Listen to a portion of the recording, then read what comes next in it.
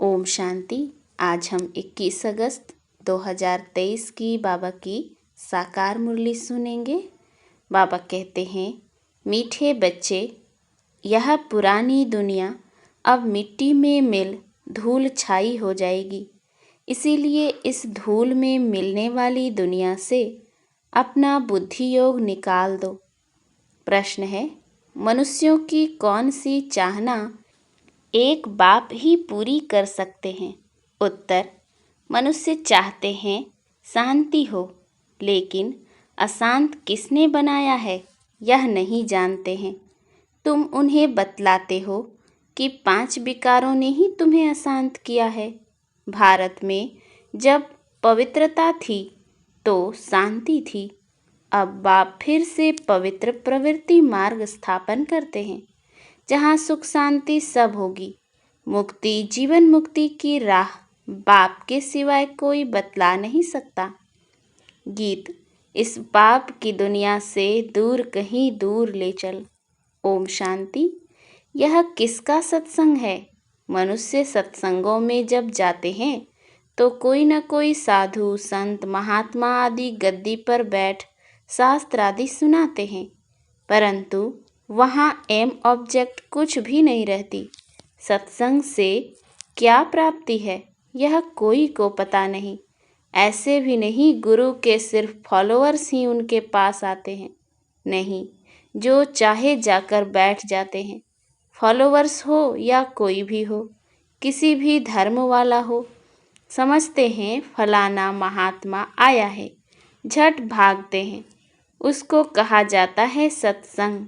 महात्मा आदि कोई न कोई वेद शास्त्र की ही बातें समझाते हैं।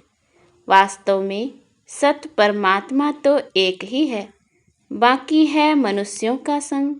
सत परमात्मा ही नर से नारायण बनने की सत्य कथा सुनाते हैं।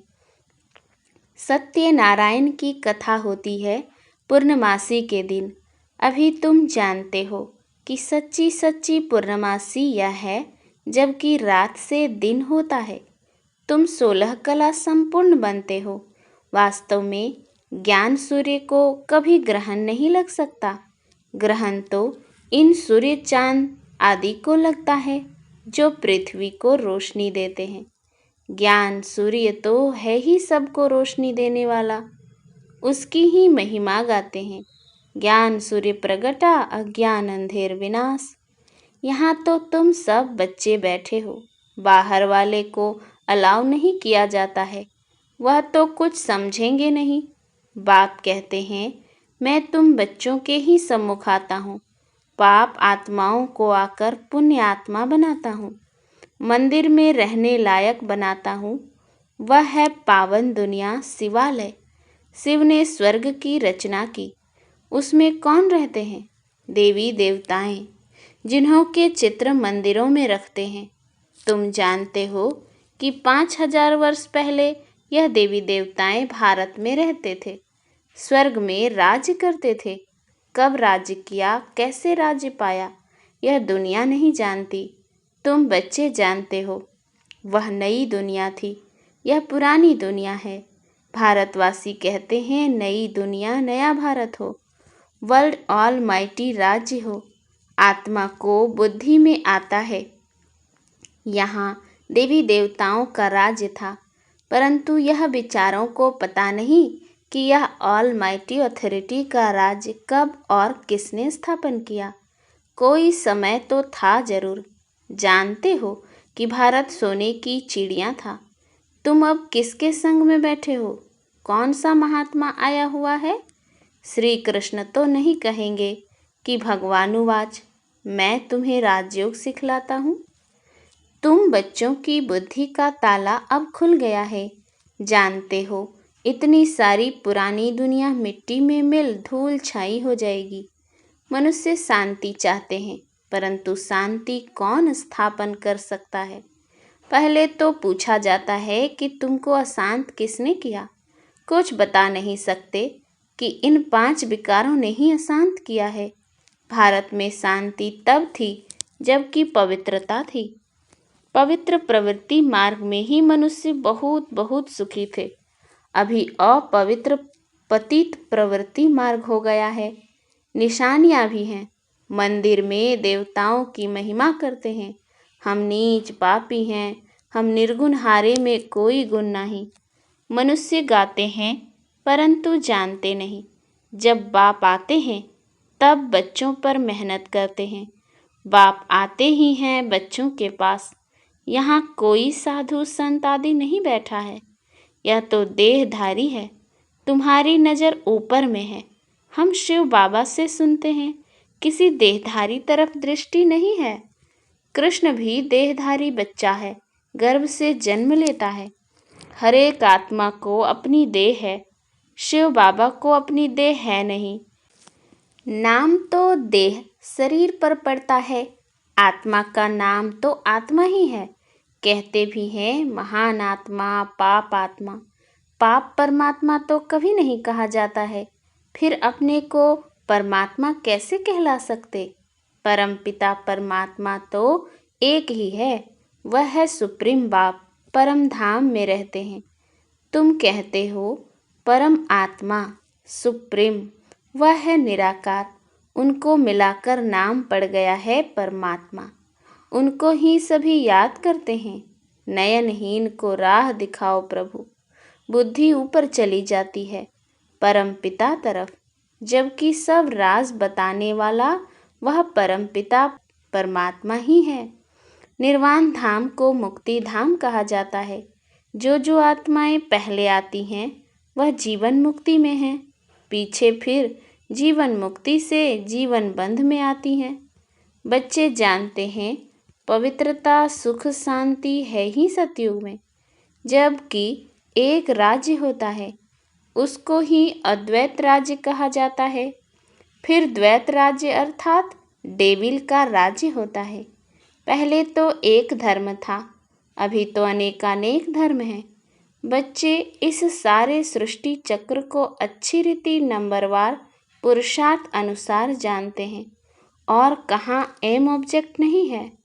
तुम बच्चे जानते हो कि इस झाड़ का बीज रूप परमात्मा ऊपर में है। पहले पहले सतयुग की रचना होती है, फिर सतयुग से त्रेता बनता है। सारी सृष्टि पुरानी तमो प्रधान बननी ही है। अब तुम पुरानी दुनिया में हो, नई नहीं कहेंगे।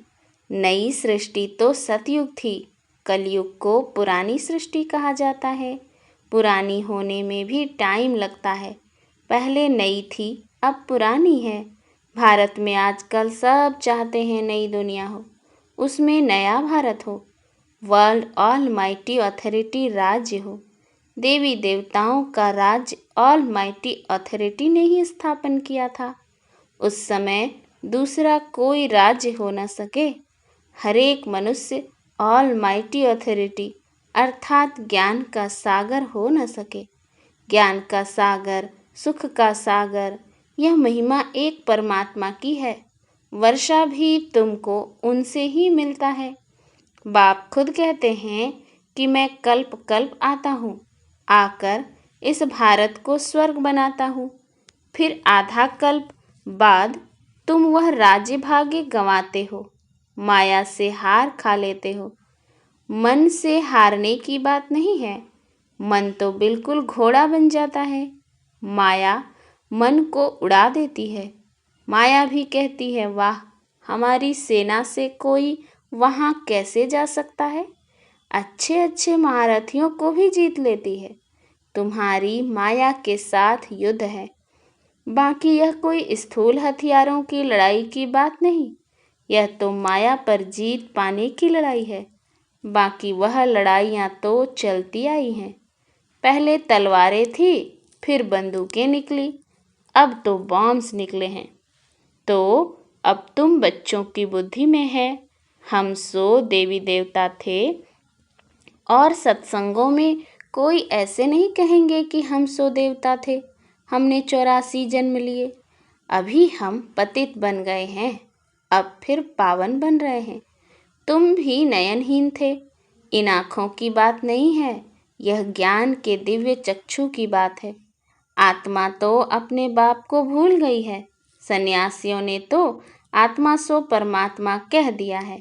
बाप ही आकर तीसरा नेत्र खोलते हैं। वह फिर देवताओं को तीसरा नेत्र दिखाते हैं। जैसे विष्णु को अलंकार दिखाए हैं, वैसे देवताओं को तीसरा नेत्र दे दिया है, परंतु उनका ज्ञान का तीसरा नेत्र तो खुलता नहीं। सतयुग में अगर यह ज्ञान होता कि हम ऐसे गिरते जाएंगे, फिर हम नरकवासी बन पड़ेंगे, तो राज्य भाग्य की खुशी ही चली जाती। यह नॉलेज अभी ही रहती है।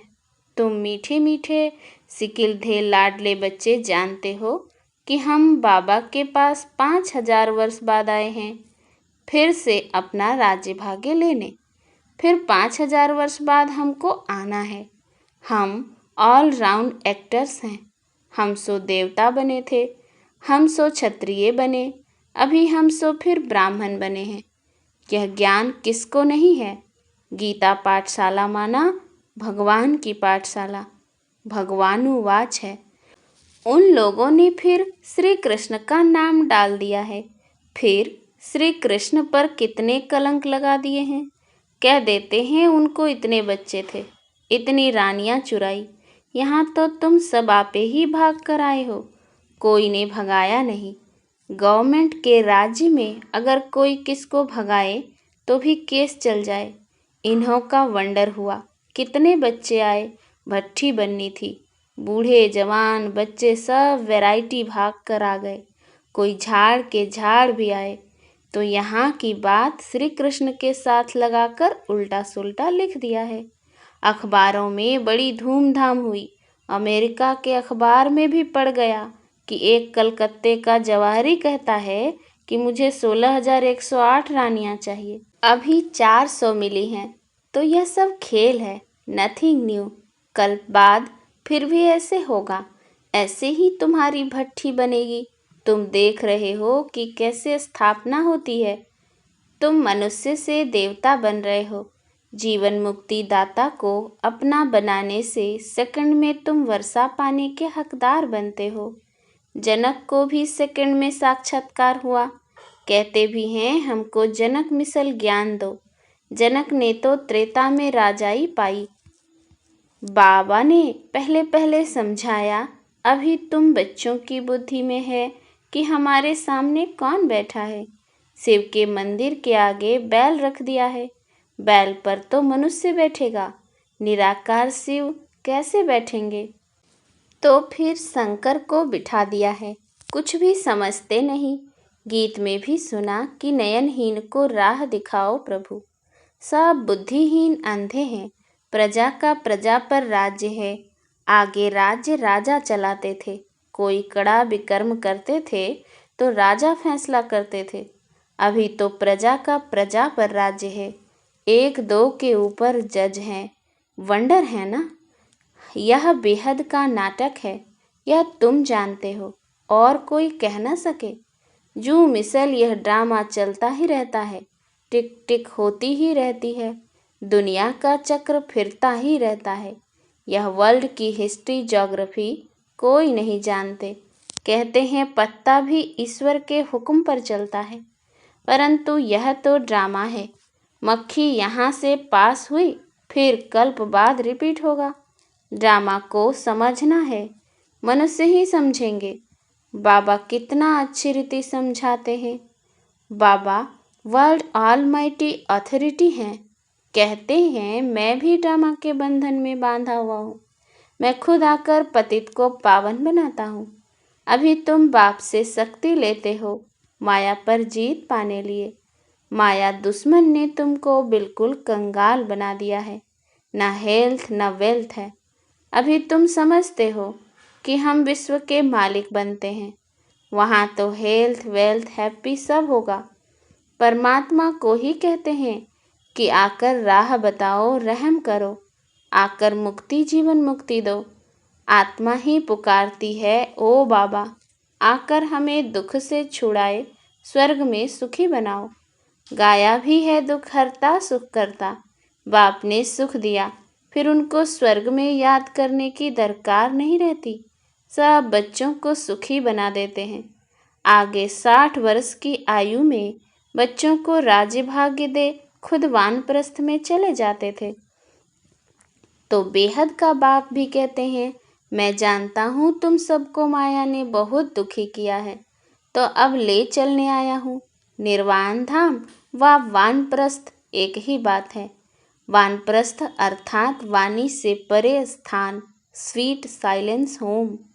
फिर जाएंगे अपनी स्वीट राजधानी में। अभी तो दुखधाम है। तुम कहते हो हम स्वदर्शन चक्रधारी बनते हैं और बनाते रहते हैं। संपूर्ण तो अंत में ही बनेंगे। कहते हैं स्वदर्शन चक्रधारी विष्णु व श्री कृष्ण है। यह कैसे हो सकता है? यह बातें तो तुम ही समझ सकते हो। स्वदर्शन चक्रधारियों को नशा होना चाहिए। शिव बाबा हमको स्वदर्शन चक्रधारी बनाते हैं। हम संपूर्ण अंत में बनेंगे, इसीलिए अलंकार देवताओं को दे दिए हैं, क्योंकि तुम अभी संपूर्ण नहीं बने हो। तुमको अलंकार शोभेंगे ही नहीं। देवताएं हैं संपूर्ण, इसीलिए उन्हों को दे दिए हैं। अच्छा, मीठे मीठे सिकिलधे बच्चों प्रति माता पिता बाप दादा का याद प्यार और गुड मॉर्निंग। रूहानी बाप की रूहानी बच्चों को नमस्ते। हम रूहानी बच्चों की रूहानी बाप दादा को याद प्यार गुड मॉर्निंग और नमस्ते नमस्ते नमस्ते। धारणा के लिए मुख्य सार। पहला, बेहद ड्रामा के राज को बुद्धि में रख नथिंग न्यू का पाठ पक्का करना है। वाणी से परे रह वानप्रस्थ अवस्था में जाना है। दूसरा, माया दुश्मन पर जीत पाने के लिए सर्वशक्तिमान बाप से शक्ति लेनी है। ज्ञान नयनहीन आत्माओं को ज्ञान नेत्र देना है। वरदान, मन को अमन व दमन करने के बजाय सुमन बनाने वाले दुरादेशी भव। भक्ति में भक्त लोग कितनी मेहनत करते हैं, प्राणायाम चढ़ाते हैं, मन को अमन करते हैं। आप सब ने मन को सिर्फ एक बाप की तरफ लगा दिया, बिजी कर दिया। बस मन को दमन नहीं किया, सुमन बना दिया। अभी आपका मन श्रेष्ठ संकल्प करता है, इसीलिए सुमन है। मन का भटकना बंद हो गया, ठिकाना मिल गया। आदि मध्य अंत तीनों कालों को जान गए तो दुरादेशी विशाल बुद्धि बन गए, इसीलिए मेहनत से छूट गए। स्लोगन, जो सदा खुशी की खुराक खाते हैं वे सदा तंदुरुस्त और खुशनुमा रहते हैं। अच्छा, ओम शांति।